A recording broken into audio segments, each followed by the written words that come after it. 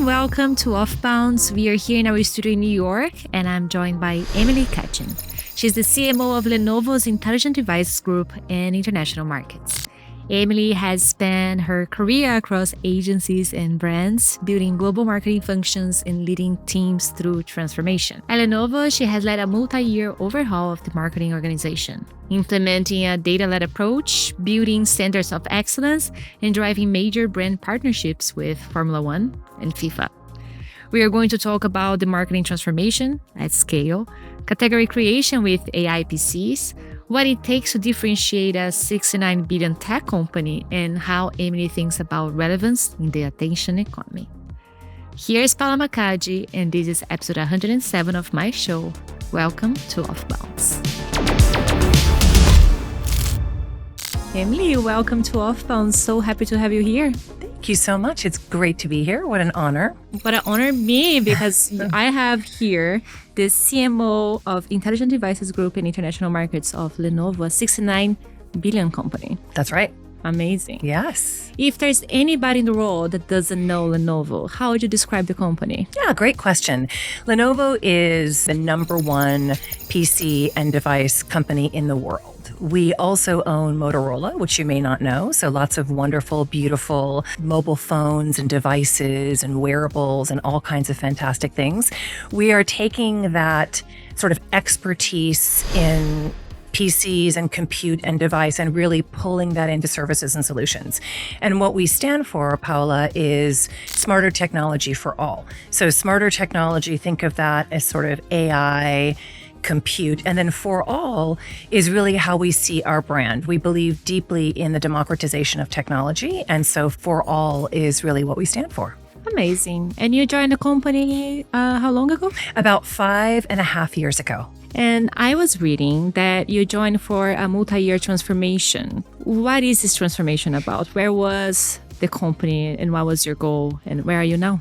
Yeah, I think most CMOs have a growth agenda when they come into a company. And I was very lucky at Lenovo to be given a lot of permission to do what I thought was important to do in the context of transformation. And so what I would say is the first thing is it's super important to modernize your organization. Now, we did that in the beginning in two ways. We established a media center of excellence. So what I wanted to do was pull media into a hybrid relationship, still leveraging amazing agencies that we work with, but really bringing those capabilities and competencies into the organization.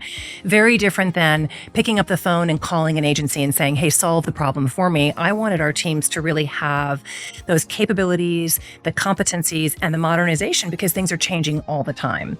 We did something very similar on the Insights COE, where I really deeply believe that insights influence everything from product development all the way through to your audiences and how you understand your audiences, through to how you communicate with them, that customer journey. Where are they? What are they feeling? And so the Insights COE was another way to bring those capabilities and competencies inside. And the last one that we've been working on from a pure capabilities perspective is really around ROI and measurement, how we think about that as a brand and an organization. And that's been a fun one. The future takes us to really how we think about using AI as marketers. And there's sort of several pillars in there in the context of that. And that is something that we have done through setting up an AI council, which I think is really important as we're all stepping into this new era. There are so many things I'd like to ask after this. First one, just translated to see if I understood. You created like this ecosystem where your marketers can communicate with agencies and create campaigns, I guess? Yeah, I think from the media perspective, truly really understanding media, new ways of communicating with people, understanding deeply things like 2 or 3 years ago, we were looking at the deprecation of the third-party cookie. If you as marketers don't understand the implications of that, it's hard for you to know what to do with your budgets, how to communicate with your audiences. So I wanted a balance of that knowledge, that curiosity, and that skill set inside the organization so that you can give a better brief and you can partner with agencies. That's a great example of how I wanted to build and modernize the capabilities inside the organization. And not having the third-party cookies anymore, then you're relying on first-party data. Absolutely. And then that changed in the context of, oh no, maybe we won't walk that back. And so these constant changes changes in the landscape, which are very dynamic, are important for us to know about so we can give the right guidance. And so we can also help our colleagues understand what is it that marketing is doing with the budgets that we have and the stories that we're telling to our customers and persuading our customers to come partake of our brand. Right? Is it easy to modernize a company that is, it's a tech company. It's supposed to be modern and advanced. I always say that as a leader driving a transformation, you have to have strong conviction. You have to have strong opinions. You also have to be very curious. But I feel that if I'm at 150, the team will come to 75, right? That's the idea. So I probably skew a bit stronger on the transformation agenda. And then I think, in fairness, Paula, you also have to have some grace. And you have to have some patience because not everybody is going to move at the same rate that you are. And naturally, humans resist change. I love change. I'm very open to change based on my own personal background, but not everybody is. And they might not love all the different new ways. And they might also feel that they don't know what they should know. So there's a very important balance to what I call upskilling, teaching people in a way that is constructive and helpful. I think you have to really do that the right way as a leader. And what is the center of excellence that was built within since you joined the company? Yeah, so we have built several centers of excellence. Okay. And the principle there is that you pull together levels of expertise that come together and they grow. So they have a career path, they have expertise, they understand the domain, they're growing and they're learning. And some are more strategic, some are more executional. But that center of excellence serves all the branches of Lenovo. So I lead one division in our international sales organization, but we also have a very robust marketing group in our corporate team, our services and solutions team, and our infrastructure group. So the center then can serve all of the different organizations. And we have several of them. We have one for social, one for insights, one for media. It's been a really great way for us to develop and share those capabilities. Especially in a company that the scale is so big, right? 180 markets worldwide, several geos and regions. Yeah. And the complexity of things changing pretty frequently. Yeah. Yeah. And there's one thing that is part of your role that is category, right? Category creation. And I think that's probably the hardest part in your organization, especially in marketing, I would say.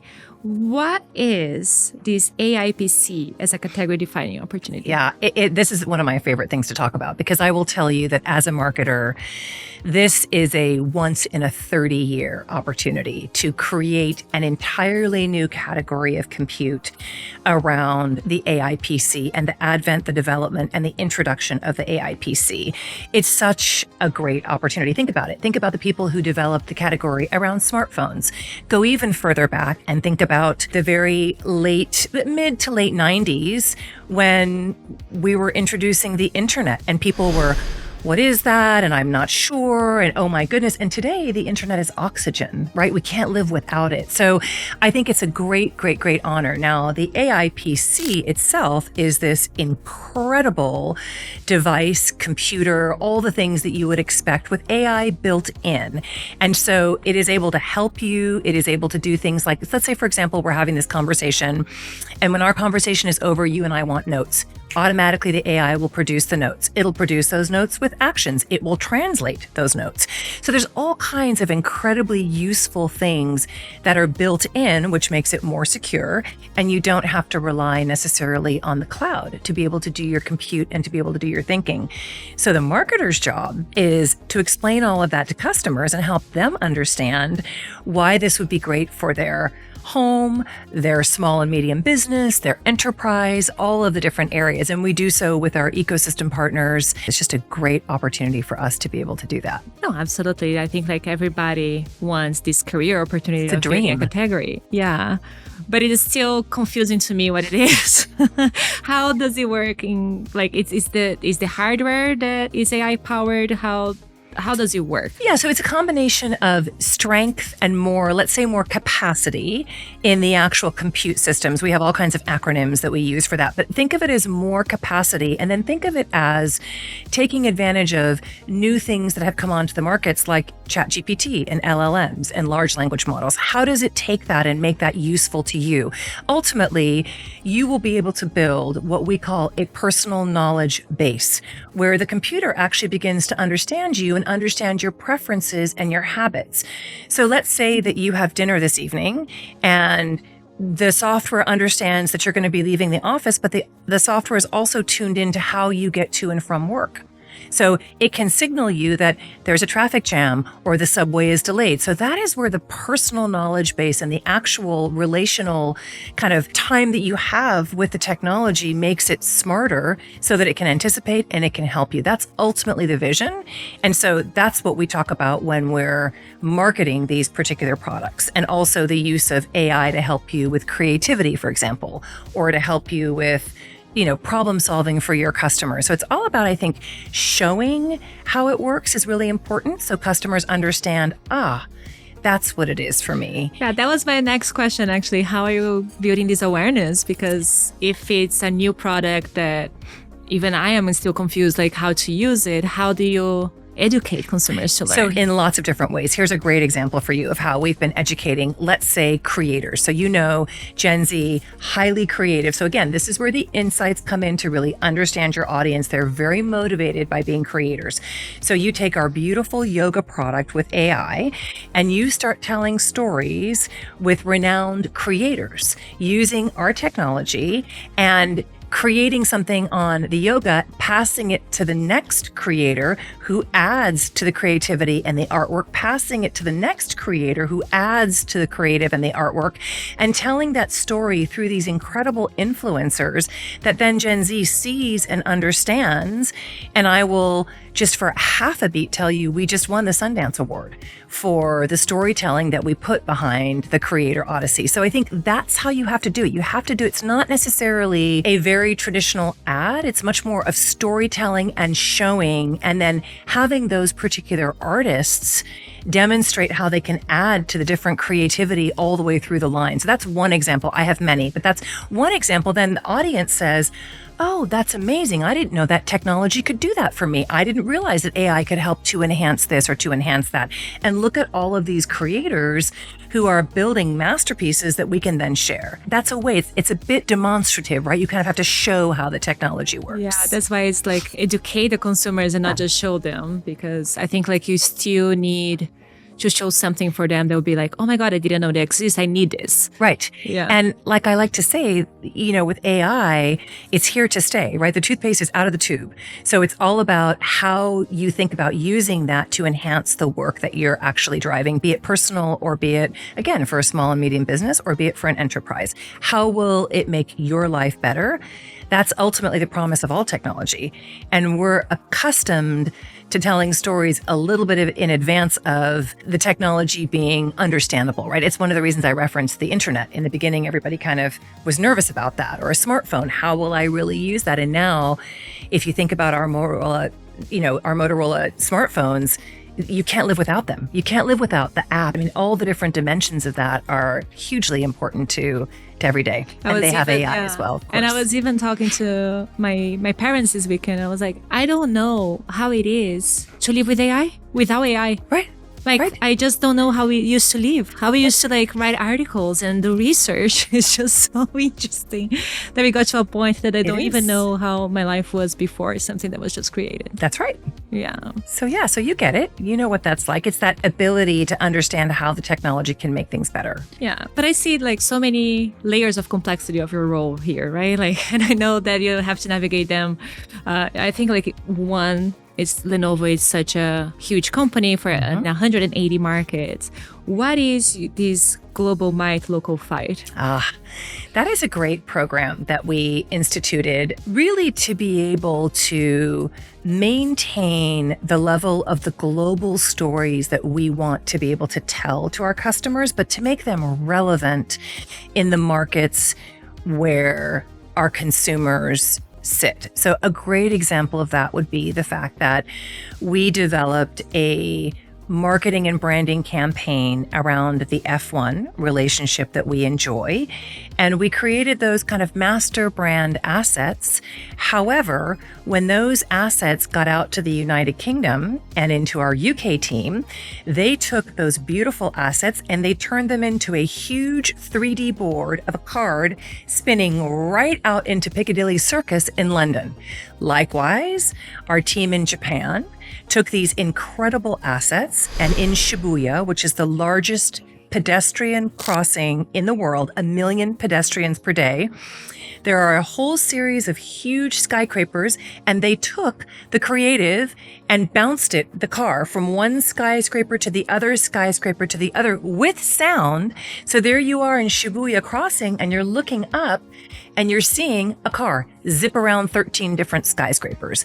So that's a great example of how I might have had an idea for you about a creative asset and you took that asset in your market and you made it something unbelievable and relevant for the market that you're in. So I think that's a great example of how we want our geo CMOs and our geo leaders to really feel like they're part of the creativity. So like what I'm understanding is you have one communication, one brand aspect that is consistent across all markets, but with a little twist for each market. Exactly right. Exactly right. So that it's relevant and understandable and culturally relevant, which I think is really important. You know, when you talk about creative asset development, you talk about translation. And anyone who is a creative or who's been in an agency says, no.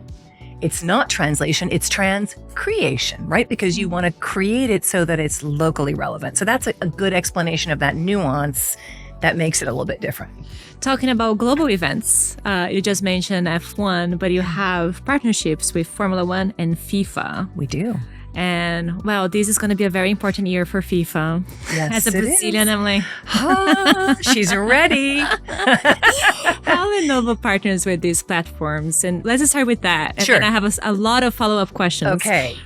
I'm ready. Yeah. So let's just start with why sports, okay? So I think that's a really legitimate question, which is first and foremost, the world is a little bit at odds with itself. What we find is the great unifier, no matter what, Paula, look at you. You just got like, right. Think about this. It's such an incredible passion point for everybody. Every piece of research that I do across all the different generations, the great unifier is sports. I might not be on the same page as you, but boy, when it's the same team, we come together just like that and we're rooting for the team.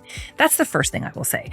The second thing I will say is that we started our relationship with F1 first, and what an incredible organization to be a part of, not as a sponsorship, but as a partnership, right? So we really, really work incredibly closely with what I would say is the world's most technical sport, to be able to lend our expertise, to be pushed by them, to create solutions we never knew that we could come up with because they have different kinds of problems than we may have seen in the past.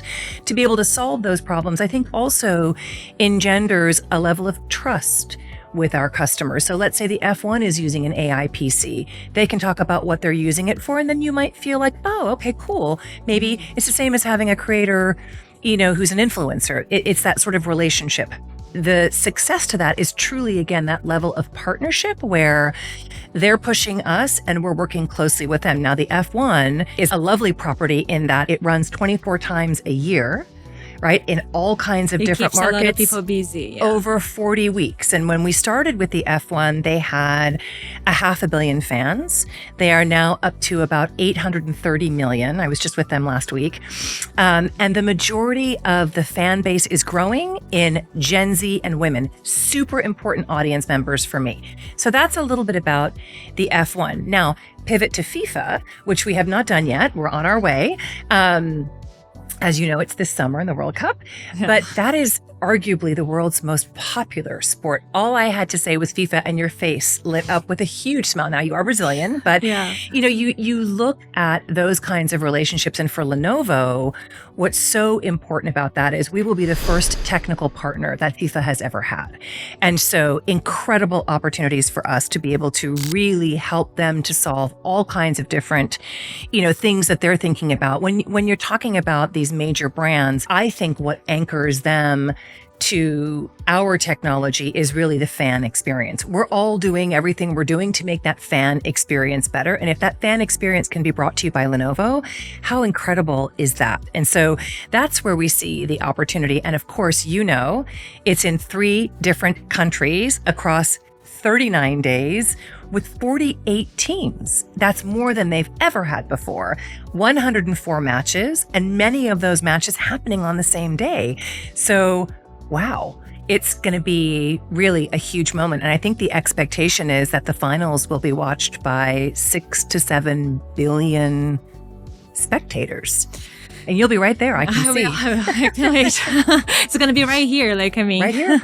Right here. The final is here. Yeah. And one thing that you brought, sports are very important. Now we're seeing the Olympics too, right? Yes. I think it's one of the few moments that we still stop to watch something for a long time. So I see a lot of the value in sports and of course World Cup. Oh, there's so much to admire, right? You look at the journey that the athletes have been on. And I think as people have talked to me about the Olympics, it's about hope and aspiration and competition and humanity, right? So those are all things that are very important to the brand who provides, the smartest technology for all, right? I mean, I think that's where we want to be. And so that intersection that you see of sports and culture and technology makes it an excellent fit for us. Yeah, I actually cannot see any other better fit.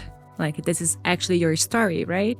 But how do you measure this impact? I think this would be my follow-up question because I'm sure it's going to be huge, but what are you actually tracking?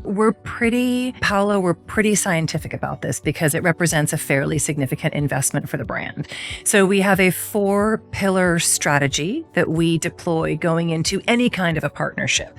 So I'll just give you a little brief piece about each of those pillars. So the first one would be the technology partnership. We just talked all about that. How can we help them? How will they push us? This technology is in 24 rugged environments in 40 weeks, right? So that is a very clear, is there good synergy in that intersection between culture and technology and sport? The second pillar then is all about the marketing. We talked about that in the GMLF example, right? So how do you take an idea that is a kernel that comes from the global team and gets pushed out to all of these incredible geos around the world, and how do they make that their own? The actual marketing. So making your marketing teams better and making your brand better. The third pillar is communications, exactly what you would expect. The PR, the landscape, what is our share of voice? How are we deploying socially across different elements of paid, across different elements of owned and earned? So that's very important.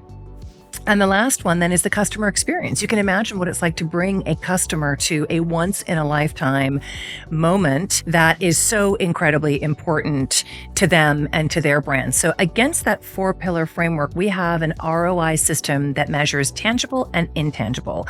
And we put those 2 pieces together. Tangible would be an example of working with a third party to evaluate something as simple as exposure against media cost. Did you get that level of exposure or more or less than you anticipated? Well, when you think about the popularity of these sports, generally it's a fairly straight line. And then there are all the intangible things. We take it all the way down to a scorecard of how our customers experience the events and many more in between, right? From, reputation tracking to PR monitoring to sentiment monitoring. And all of that goes into an ROI framework that we have. And we measure that.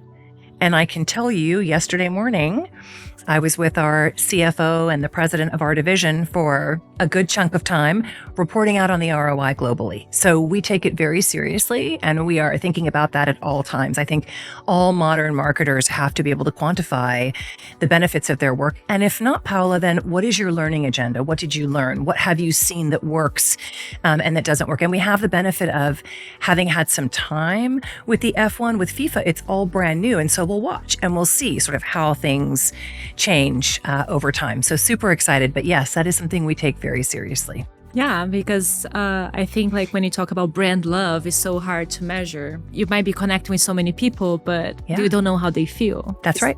Yeah. That's right.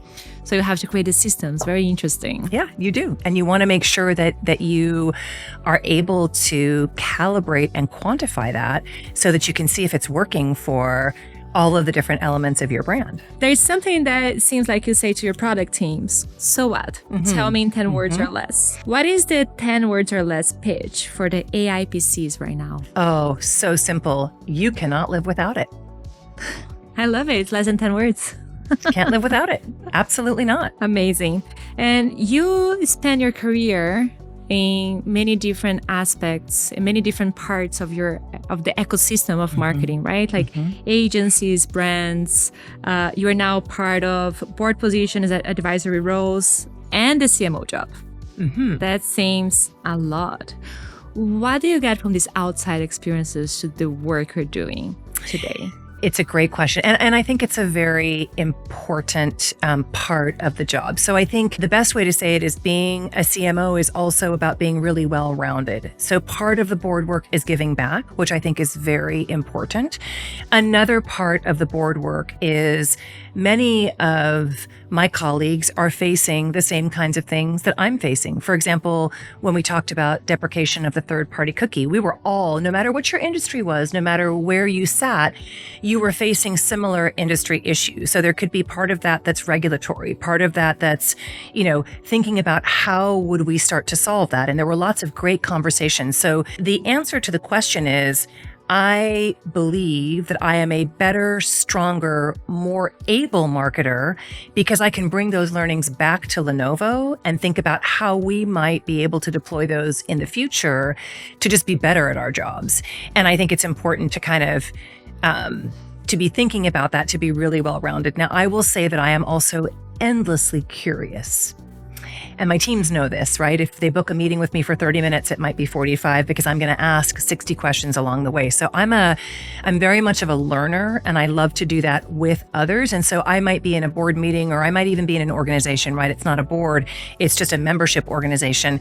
And we spend a lot of time talking to each other, maybe smaller groups, like, how did you handle this? And what do you think about that? And how are you using AI? And what do you think is going to happen over here? That is super stimulating, but it also helps me guide the organization into new, thoughtful, interesting ways of talking about our brand to our customers and strengthening those relationships. Yeah, it's all about the sharing experience that you can leverage for what you're doing, right? That's right. Yeah, exactly. But how many countries have you lived in your life? I've lived in 8 different countries in my life. Can you name them? I can.